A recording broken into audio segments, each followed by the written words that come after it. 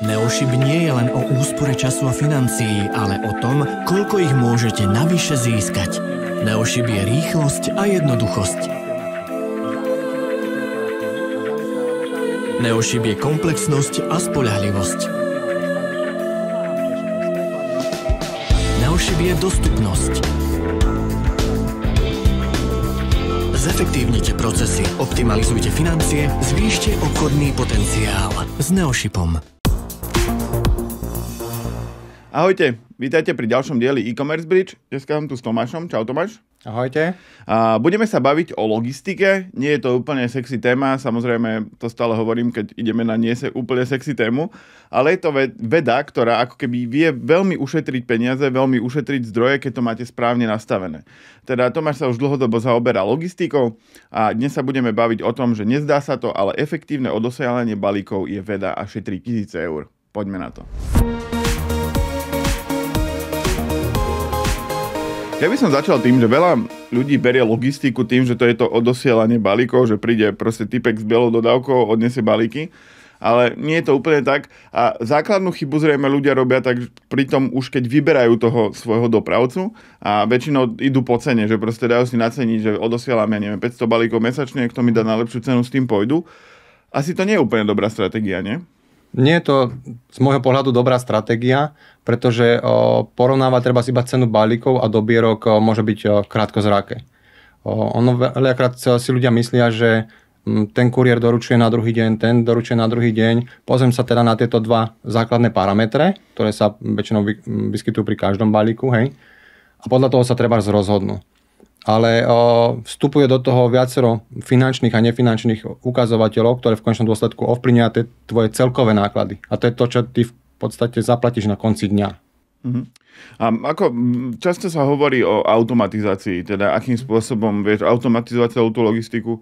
Asi tam sa šetria peniaze, že ako to funguje, že ja dajme tomu, že keď odošlem 3 balíky denne, tak jasné, že tam bohujakú automatizáciu nepotrebujem, ale už keď odosielam desiatky, stovky balíkov, tak už tá automatizácia začína už len pri tých kuriéroch, že nie je to len už o tom sklade sa budeme baviť neskôr, ale už aj tí kuriéri sa volajú automatizovanie, nie? Že už tam to začína. Áno, akože tá automatizácia, alebo jej význam rastie s počtom balíkov a je to prakticky niekde na začiatku. Ale s tým odosielaním balíkom alebo doručovaním súvisí strašne veľa ďalších aktivít, ktoré ty vieš tiež zefektívniť. Nemusíme to nazvať slovom automatizácia, ale dajú sa robiť aj ľahšie ako nejakým prepisovaním, vymieňaním dokumentov a podobne. Hej. Ide napríklad o to, že akým spôsobom si páruješ dobierky.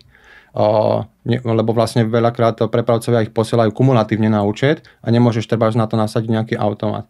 A účtovníčky to väčšinou riešia tak, že si vytlačia nejakú excelovskú prílohu a v podstate idú riadok po riadku. Vieš. Čiže tam je dosť veľa času. Potom je to napríklad komunikácia so zákazníckym servisom prepravcu alebo treba prehľad o financiách. Toto dosť veľa podľa mňa e-shopárov podceňuje. Tu hovorím o viacerých aspektoch, ako keby tej automatizácie a to, akým spôsobom šetriť a tak. Nemá to byť všetko v tom CMS-ku môjho e-shopu? Že keď mám používam ShopTed alebo ja neviem, Creative Sites, UI42, proste rôzne riešenia existujú. Nemali by oni toto takto dobre zvládať, že ti to proste rozbijú alebo čo? Alebo oni nevedia byť prispôsobení na 32 prepravcov, preto to akože nemajú? Oni vedia, ale nevždy to treba zrobia. Hej, závisí to od viacerých faktorov. Jedna vec je, aký e-shopový alebo teda fakturačný systém využívaš, lebo niektorí tvoria e-shopy, a teda štítky aj z fakturačných systémov. Závisí to od toho, akých dopravcov využívaš, aké máš nároky na funkcionalitu a takisto samozrejme, aké sú obmedzenia ako keby v rámci toho e-shopového treba systému. Hej. Lebo niektorí ti dokážu vygenerovať štítky priamo v admine e-shopu. Hej. Iní ti pošlú len dáta treba do systému prepravcu a tam si musíš vygenerovať štítky. A ďalší ti len poskytne možnosť vyexportovať súbory, teda dáta do CSVčka nejakého, na základe ktorého si potom zase v tom systéme prepravcu vyexportuješ štítky. Hej. Ale dá sa to nastaviť aj tak, že treba zmení sa ti stav objednávky. Budeš mať v admine sledovanie balíka. Trebárs, hej. A potom ďalej to prepájať s fakturačným systémom. A toto sú všetko náročné veci a väčšina tých e-shopových dodávateľov, povedzme ShopTed, skôr na to využívať tých partnerov a teraz my sme jedným z nich, hej, kde ti vieme poskytnúť to komplexnejšie riešenie. Ono pre divákov a poslucháčov tam je v roku 2024 aj niekoľko rokov predtým a smeruje celé to nastavenie do toho, že ako keby vy máte jednu vec, ktorá sa vie napájať na ďalšie veci. A ShopTed ide presne napríklad týmto štýlom, že OK, nemáme úplne super trúper zvládnutú nejaký sklad, sledovanie dobierok alebo niečoho, čo hovoril Tomáš, ale vedia sa napojiť na systém ako Neonus, ktorý to zvláda lepšie ako oni a sú v tom experti. Teda oni robia tie konektory a takto to teraz funguje, že ako keby pred 10 rokmi, keď ste si dali naprogramovať e-shop, tak to bol monolit, kde proste všetko fungovalo v tom jednom e-shope a vlastne všetko tam bolo a vlastne nič dobre nefungovalo. Stále to trebalo nejak bastliť, ale aktuálne je tam to napájanie, ktoré ako keby šetrí jednak, že to nemusíte programovať, ale takisto to šetrí aj tú efektivitu a tú expertízu tých dodávateľov, ktorých si viete takýmto spôsobom napojiť. Takže okrem dopravy viem šetriť na tom, že ja neviem, efektívnejšie tlačím tie štítky alebo lepšie pracujem s dobierkou. Je tam ešte niečo, na čo ľudia často zabúdajú, že je to vec, ktorá vie fakt veľa ušetriť, ale riešia to buď manuálne alebo nejak inak? Včera som sa bavil s jedným našim novým zákazníkom z minulého roka ohľadom prípadovej štúdie a v podstate oni predtým fungovali dosť ako keby na manuále, hej, keď to tak poviem, hej. Prepisovali objednávky do fakturačného systému, potom do expedičného, vygenerovali si, respektíve vytlačili si, povedzme, k tomu doklady a zaniesli so štítkami do skladu, hej. Teraz to majú spravené tak, že všetky tieto systémy majú poprepájané a my sme ako keby súčasťou tej skladačky. Takisto aj tá tlač štítkov je len súčasťou skladačky, lebo potom zase, keď sa ti zmení stav objednávky, vieš na to nastaviť generovanie faktúr, ktoré odošla automat zákazníkom. Hej. Takisto, keď potrebuješ riešiť reklamáciu, tak zabere ti to nejaký čas, keď to musíš vypísať, ako keď to dokážeš jednoducho vyklikať priamo pri balíku. Hej.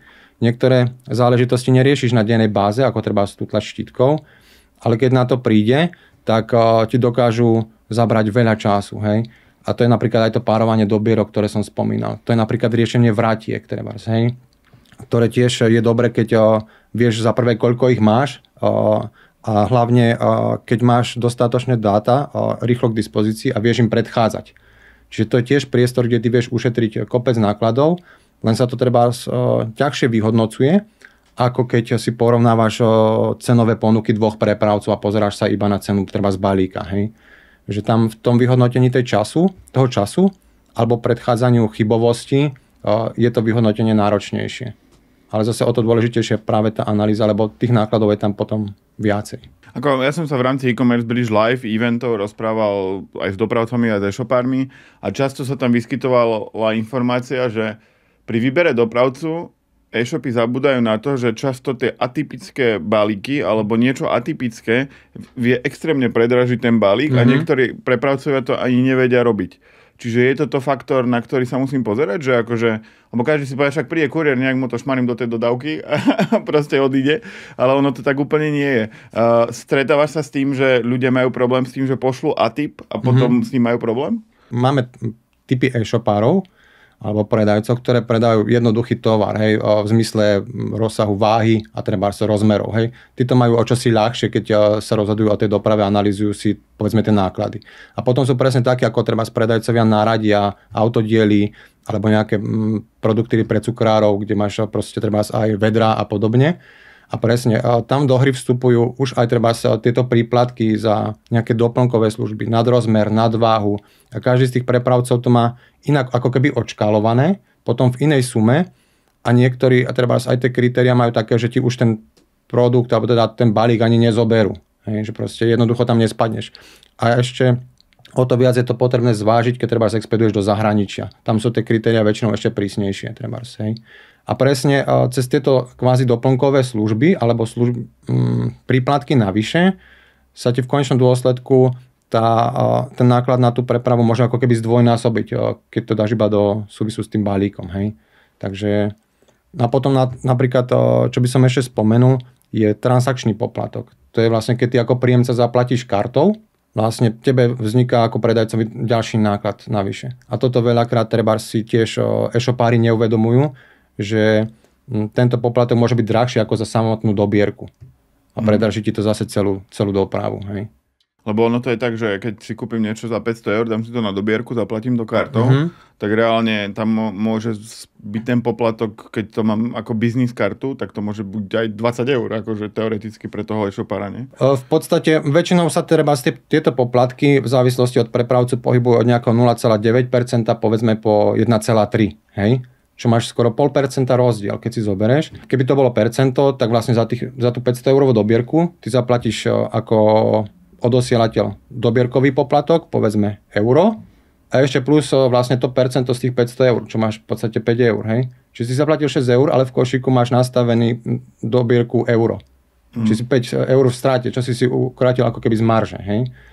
Ale samozrejme, nedieje sa to asi pri každej objednávke, ale je fajn, keď tie dáta máš k dispozícii a vieš k tomu prijať opatrenia. Preto to spomíname s Tomášom, lebo pre divákov a poslucháčov je dôležité, ako by si už pri tom naceňovaní myslieť na to, že koľko, či bude mať dobierku možnú platbu kartou, koľko to bude asi ľudí. A takisto si nasimulovať, ako presne budú vyzerať tie moje balíky. Lebo keď predávate ledkové pásy alebo pneumatiky, je to iné ako keď predávate trička. Proste trička nabúchate do folie a odíde to, nikoho to netrápi, nerozbije sa to. Ale ako náhle predávate, ja neviem, fľaše alebo vedra alebo niečo, čo je akože fragile, že sa to dá rozbiť, tak je to veľmi dôležité, že to nejde len o to, že za koľko viem u vás odoslať balík, tak to vám nacenia na x peňazí, akože do tú štandardizovanú formu, ale keď už sa ide do toho A-typu, tak to môže byť rozdiel možno aj v desiatkách percent v rámci tej ceny, možno aj stoviek a niekedy dokonca ten balík ani nemôžete odoslať. Presne tak. Mali sme prípad, ešte keď sa treba tieto príplatky zavádzali, lebo oni neboli vždy, ale postupne ich prepravcovia zaviedli, alebo neboli v takých kritériách, tak jeden zákazník predával plagáty, alebo obrazy, hej. Poslal plagát v rolke, v kartónovej, hej. Čiže obal bol fajn, akože tvrdý, lenže tým, že to bol valec kvázi, tvar valca, nemohlo to ísť na automatizovanú linku, museli to spracovať manuálne na DP a mal za to príplatok 5 eur. A pritom ten balík nevážil ani pol kila a ako za samotný balík bez toho príplatku by zaplatil možno nejaké 3. Hej? Takže takýmto spôsobom sa to predražilo a musí to vlastne, keď to vloží už do kartónovej krabice ako pravidelných rozmerov, nejaký povedzme kvázi ako obdĺžnik, hej, tak je to v pohode. Hej? Čiže treba na toto naozaj myslieť a môže sa to odraziť potom na tých nákladoch. Keď sme otvorili tú tému tých cien dopravy na samotnom e-shope, ja som raz počul takú informáciu, že niektoré e-shopy, hlavne s elektronikou alebo s nízkomaršovými vecami, a počul som to na príklade z Poľska, že tam zarábajú tí dopravcovia na doprave. Že proste ten človek nájde ten televízor najlacnejšie, už to proste celé vykliká v tom košiku a nakoniec doprava 10 eur.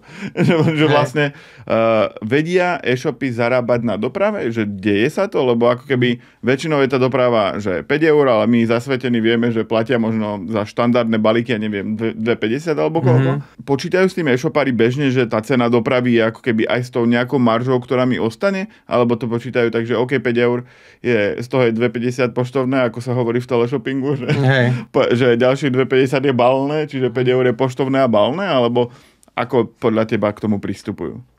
Možno to tak niektorí robia v rámci tej, povedzme, medzinárodnej prepravy a treba cez nejaké, možno Allegro alebo podobne, že si tam naženú kvázi ten nejaký zisk pre nich, hej, lebo stlačia cenu toho tovaru, aby vôbec sa o nich niekto dozvedel. Hej. Ako čo sa týka prepravy alebo nastavenie prepravného v košíku v rámci, povedzme, Slovenska, doručením teda v rámci Slovenska, tak nemyslím si, že to väčšina e-shopárov robí takým spôsobom, že by si tam chceli nahnať v podstate nejakú maržu navyše. Hej. Že keď zoberieš do úvahy, treba ako má nastavené ceny konkurencia, že máš nejaké dopravu zadarmo. Hej, od určitej sumy treba, hej. Že tam naozaj ti môžu vstúpiť tie poplatky navyše za nejaké doplnkové služby, plus to poštovné a valné a časť toho človeka, ktorý to rieši, tak skôr si myslím, že to do určitej miery dotujú.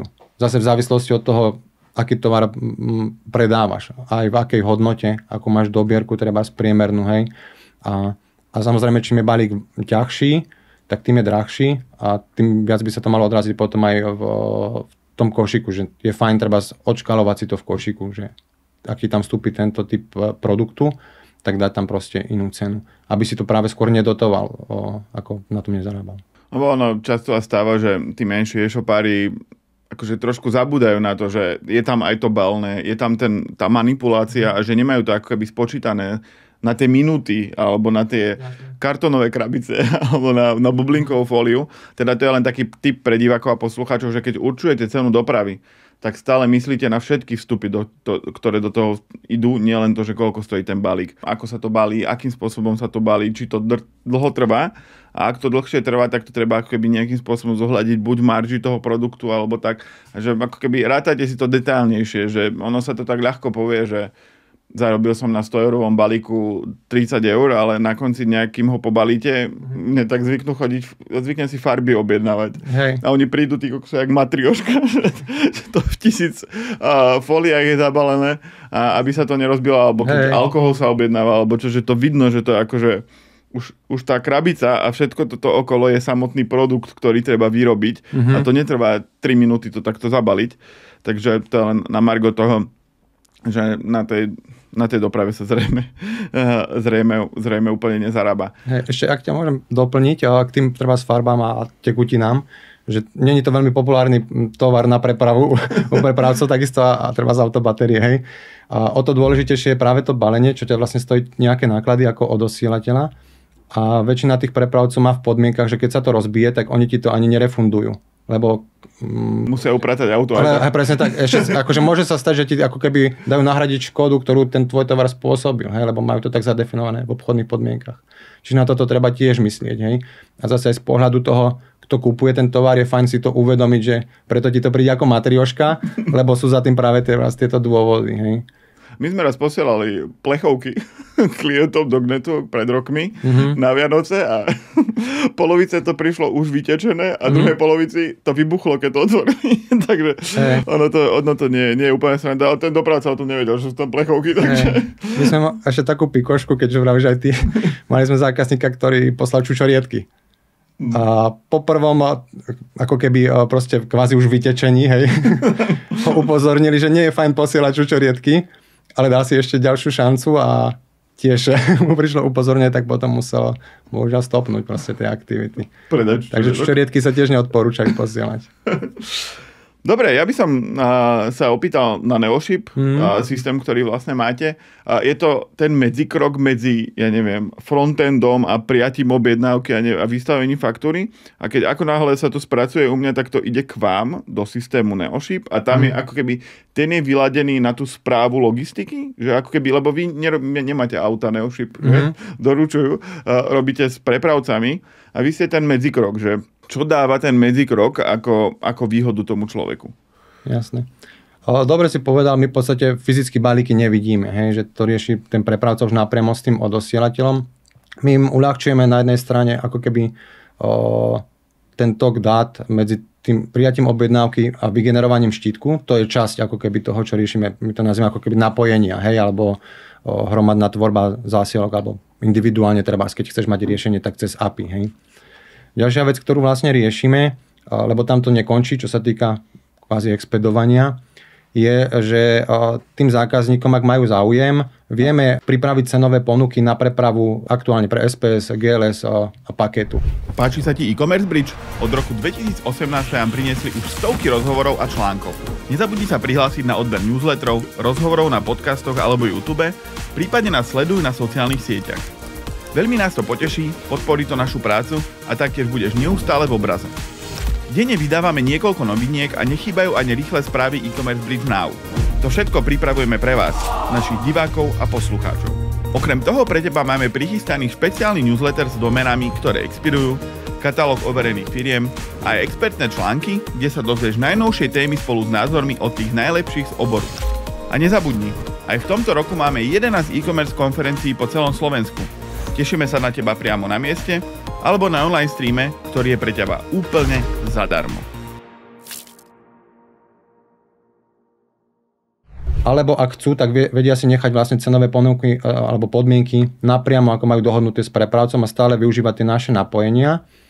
No a potom je tam vlastne tá ako keby tretia časť a to je ten náš samotný systém Neoship, kde bez ohľadu na to, koľko tých prepravcov využívajú, vrátane teda trebárs aj DPD, ktorého môžu mať napriamo, dohodnuté, čo sa týka cenových podmienok, tak na jednom mieste, v jednom systéme vidia každý jeden balík, vidia, koľko za ten balík vlastne zaplatili, vedia odtiaľ kontaktovať zákaznícky servis prepravcu, majú prehľad treba o vratkách, v systéme si nastavia notifikačné e-maily, už s priamým sledovaním balíka a treba aj prelinkom na sociálne siete, čím vedia podporiť napríklad nejakých ďalších sledovateľov, opakované nákupy a nejak podporí vlastne aj značku ako takú. Hej. To je treba fajn pri začínajúcich e-shopoch, tých trojbalíkových, hej, čo si spomenul, že oni až tak na tú automatizáciu treba netlačia, alebo ten význam tam taký nie je, ale práve získavajú možno tie minuty alebo tie body pre ten obchodný rast treba cez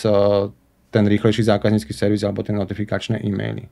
A to si mám predstaviť, takže ja neviem, mám ShopTed najmä tomu alebo nejaký iný systém. Ja ako zákazník na frontende, teda to, čo vidí užívateľ pre divákov a poslucháčov, vyklikám to tam, zaplatím to a mne príde potvrdzovací e-mail z e-shopu, že bola objednávka ako keby zaznamenaná a už tie ďalšie veci už idú de facto od vás, že prijali sme to, odoslali sme to, zajtra vám to príde, tu máš tracking number a tak. Hej. Konkrétne treba so ShopTedom, aby sme sa bavili. Tu máme spravené takým spôsobom, že teda tebe ako e-shopu príde objednávka, prvý e-mail, že prijali sme ju, hej, ide zákazníkovi a potom následne, keď už teda ten tovar máš pripravený na expedovanie, tak v podstate využívaš aj povedzme SPS-ku a paketu, hej, aby sme sa bavili nejako konkrétnejšie. Tak jednoducho označíš si tieto objednávky, aj SPS-kové, aj paketové a požiadaš o vytlačenie štítkov, ako cez ten náš doplnok. Hej? Pre obidvoch naraz, cez jedno napojenie, čiže nemusíš riešiť ako keby zvlášť napojenie na SPS-ku, zvlášť na paketu. Vygeneruje sa ti štítok, následne vlastne systém, ak to máš nastavené, ti vie zmeniť stav objednávky a zase môžeš poslať treba nadväznosti na to nejaký automat e-mailový, že vašu objednávku sme odovzdali treba prepravcovi. Hej? A potom, keď je ten balík doručený, tak zase systém vie ti zmeniť stav objednávky na povedzme, ja neviem, uzavretá alebo doručená a vieš následne na to zase automatu povedať, odošli faktúru príjemcovi. Hej? To je ako keby tá časť, tá kvázi expedičná alebo súvislosti s balíkom a potom je tam už tá práca v samotnom Neoshipe, kde máš vlastne tie balíky ako keby pri sebe v jednom rozhraní a nemusíš sa preklikávať zvlášť medzi paketovým, zvlášť medzi SPS-kovým systémom. Vieš si tam pozrieť, že či balík sa nepodarilo napríklad doručiť, vieš to riešiť zase flexibilne, aby z toho nebola nejaká vrátka alebo nespokojnosť zákazníka. Tak. Ono sa to môže zdať, že ako keby všetko toto by mal zvládať ten ShopTed, všetko toto, akože ono, vy máte priamo napojenie na paketu, priamo napojenie na všetko, ale treba si uvedomiť to, že keď ste vy ako majiteľ a celé to riešite sám ako jeden človek, tak si to viete predstaviť, že akože to všetko viete, zvládate to, ovládate to, záleží vám na tom, ale ako náhle to už delegujete na niekoho, na nejakého kolegu alebo kolegyňu, ktorá to má za vás riešiť, tak proste keď vysvetlí to všetko a nerobiť chyby pri tých prepínaniach všetkých možných veciach, tak ako keby ten jeden systém ako Neonus proste po Neoship, sorry. Neonus, tam máme korene.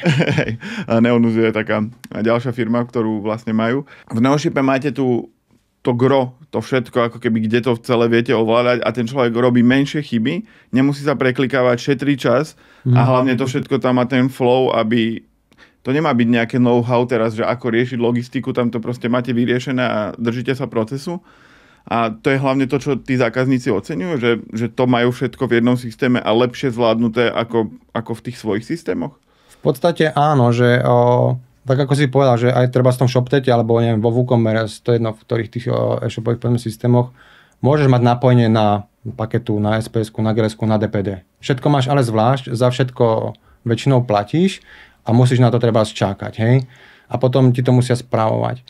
U nás, alebo teda s nami, zákazníci tým jedným napojením vyriešia všetkých tých 4 prepravcov, ktorí máme treba implementovaných. Nemáme paletových, alebo teda tých cargo. Čiže to je ako keby tá časť napojenia. Potom ďalšia vec je presne, že nemusíš vstupovať do systému každého prepravcu zvlášť, ale máš to v jednom systéme. Hej?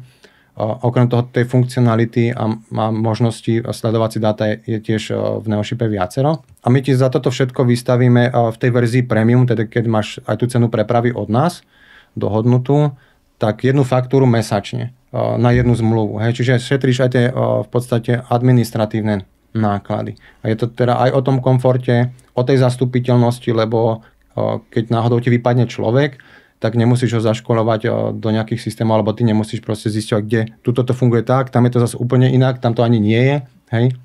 Takže stále máš tu jednu administráciu a takisto, keď po čase napríklad zvážiš, že chceš iného prepravcu, tak ťa to vyjde o mnoho lacnejšie a máš to o mnoho rýchlejšie dostupné, ako teraz na jeseň ocenili niektorí naši zákazníci, keď skončil jeden prepravca na Slovensku.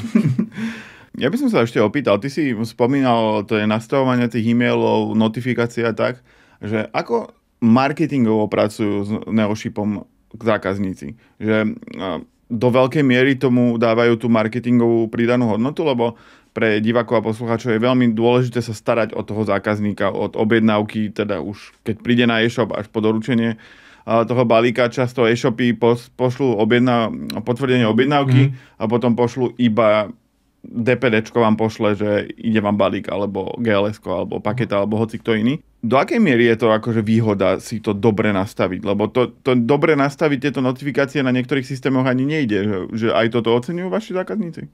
Tak určite treba aj pre teba ako príjemcu nejakého balíka je lepšie, keď ti e-shop odošle iba nejaké sledovacie číslo a poviete, skopírujte si to sem, hej? Hej. Alebo proste máš tam nejakú takú strohú bezemocionálnu informáciu, hej, keď to tak poviem. Hej. U nás vieš si vlastne ten e-mail nastaviť aj obsahovo, aj vizuálne, aj v jazykových verziách, ak posielaš treba do zahraničia. Vieš si tam dať treba svoje logo alebo nejaký obrázok, čím podporíš takéto treba povedomie. A plus je tam priamo tlačidlo na sledovanie, ktoré jednoducho ten príjemca si klikne a hneď vidí tú istú informáciu ako ty. A okrem toho je tam aj kontakt na prepravcu, lebo kvázi ten e-mail, čo sa týka nejakou štruktúrou alebo vizuálom, ide rovnaký aj pre tých, čo si objednali cez paketu, aj tých, čo si objednali cez SPS GLS, ale kontakt na prepravcu je samozrejme iný, hej.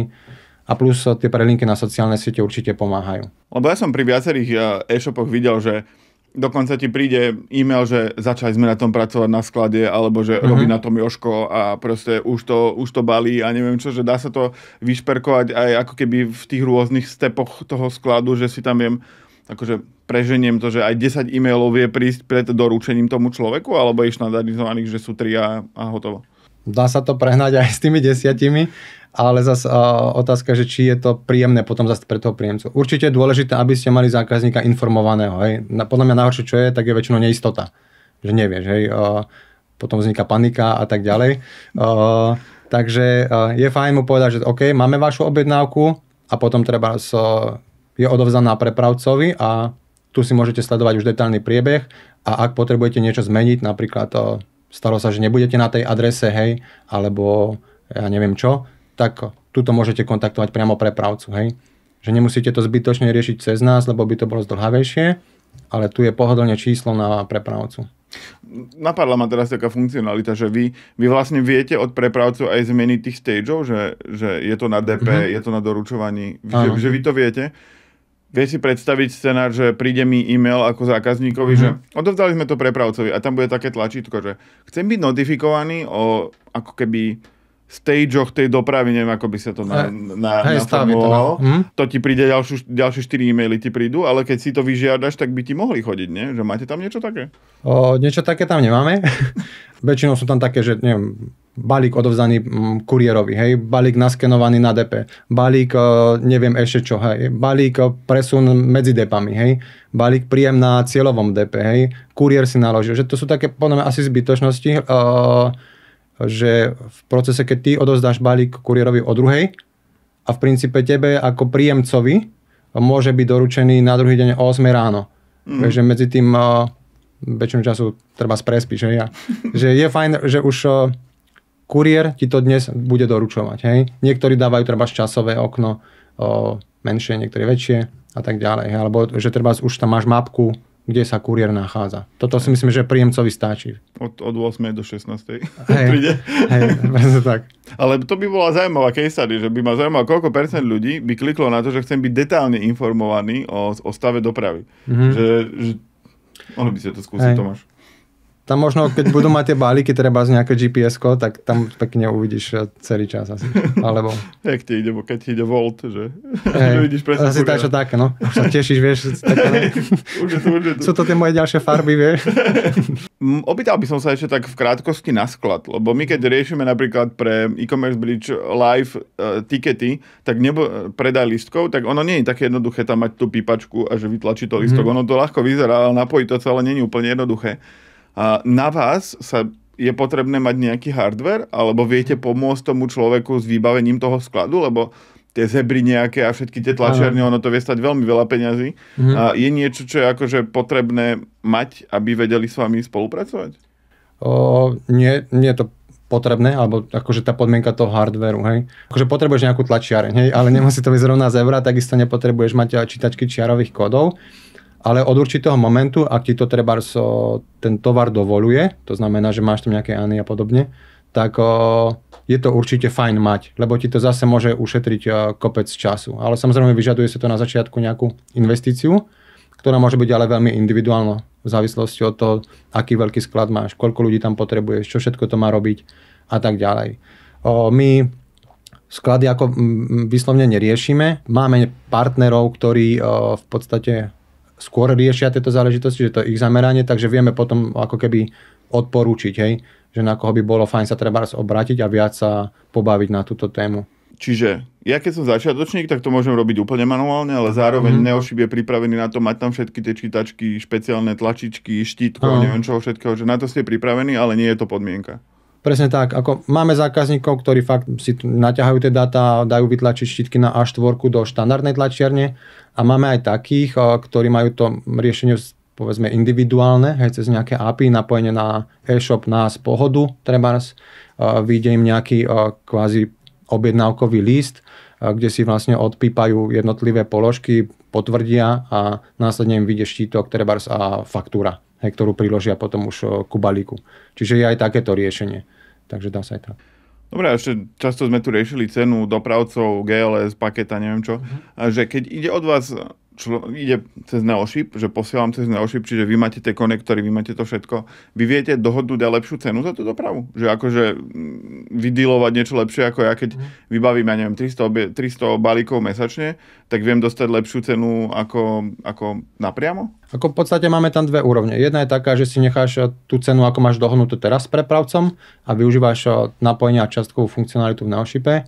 Druhá je taká, že my ti teda vieme vlastne tú cenovú ponuku nejakú dať, hej, aj na SPS a na GLS a treba na tú paketu. Ale bude lepšie?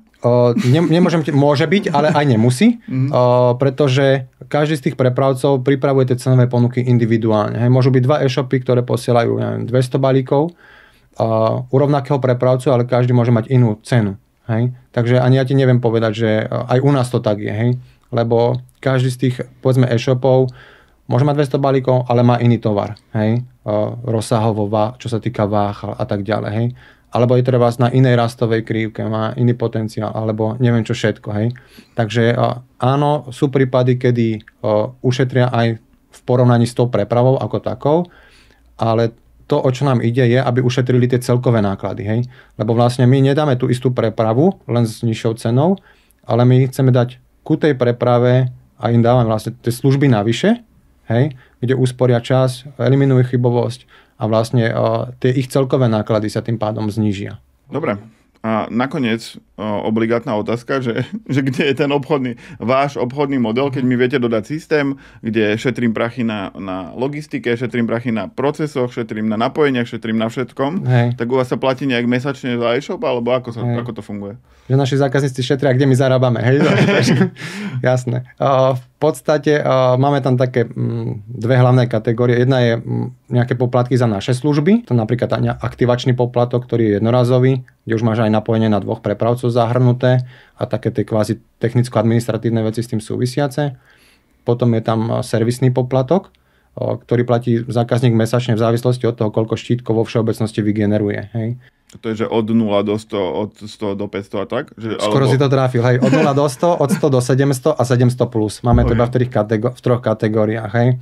Minimum je, to môžem povedať v podstate 15 eur bez centu, a bez DPH a maximum je 40, hej. A to už jedno, či pošleš 701 alebo 7000, hej, proste tam tých 40, hej, pri tých väčších zákazníkoch.